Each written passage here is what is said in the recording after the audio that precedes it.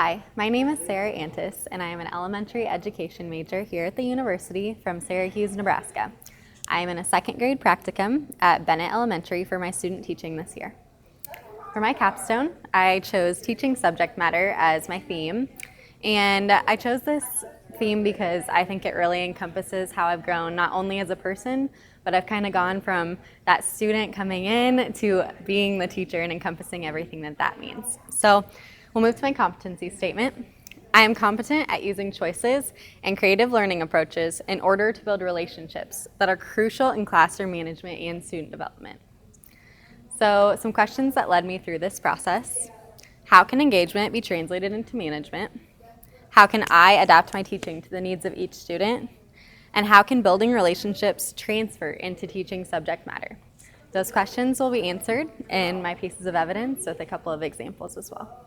So my first piece of evidence is my movement portfolio right here from the spring of 2017 in my health and wellness in the classroom class with Barbara Terwilliger as my professor.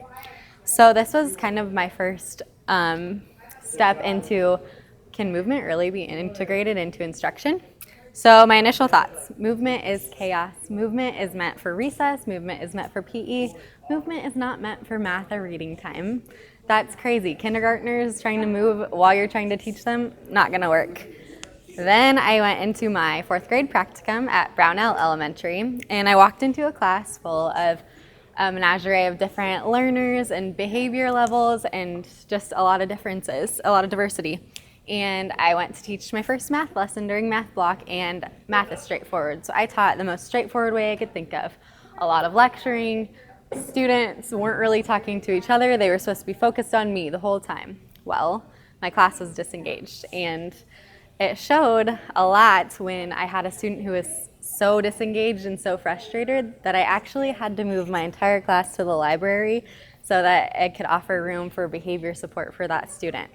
Well, needless to say, I was mortified, and so I knew that something needed to change so that I could keep these students engaged with not only this content, but my teaching as well. So I looked to my handy-dandy movement portfolio, and I chose a structure out of here that was called Animal Race Math Facts, where I flashed a flashcard of a multiplication fact, and they were in two teams, and I had them either hop like a kangaroo or stomp like an elephant, something to get them moving and to kind of stimulate their brains a little bit and their bodies. So they went up to the board and answered the questions. So it was something a little bit different, and with a lot of preparation and saying, okay, can you handle this? We're gonna give it one shot. They were engaged for the rest of the lesson. Even my friend who we had to evacuate the class for it was great during it, and he loved doing that thing and requested it.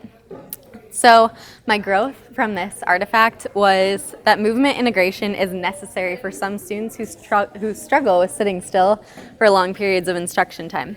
With good management skills and preparation, heightened engagement can be achieved successfully through movement within instruction time.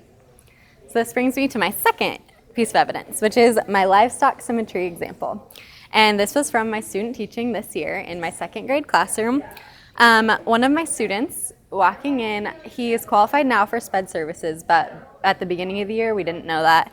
And he has a lot of behavior issues that stem from lack of motivation or interest in what he's learning. So my initial thoughts, this is just a disengaged student who may be lazy, ornery, really talkative, just not wanting to do what he should be doing. And I thought, oh, a tough love approach. Let's go, come on, you can do it, get started, something like that. That'll get him going. Well, it didn't work like that. And heading on into one of my geometry lessons, he was so frustrated and just didn't really want to focus on what we were doing. So I thought back, and every weekend he came back with stories from life on the farm with his grandpa and different things that he did that weekend, and just absolutely loved asking questions about the farm. And so I thought, well, let's give this a try.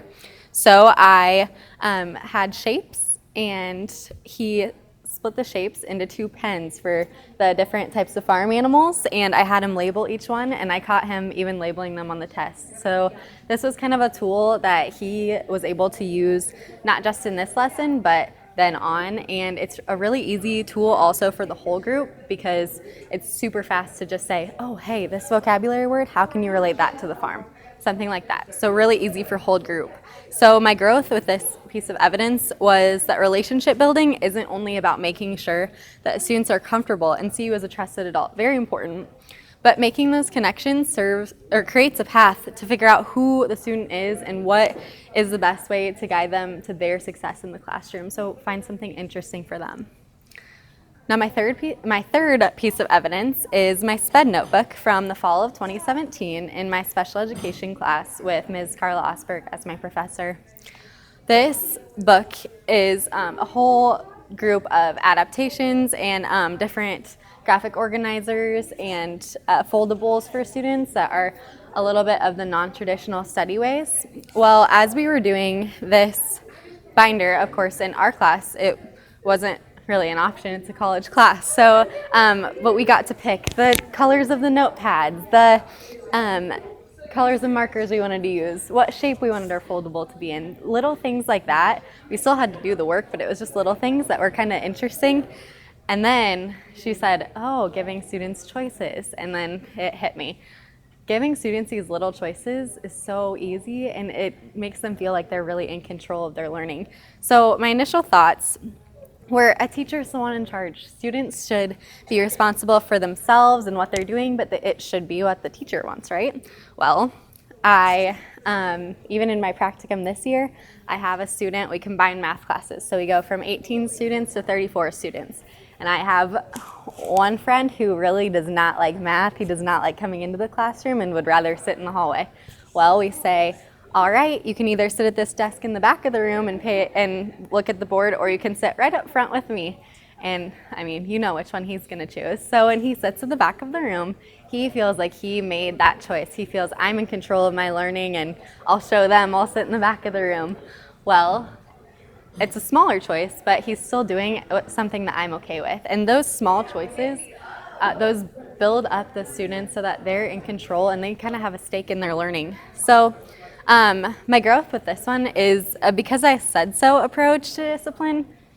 It's not going to work for most students or most kids in general, any kids.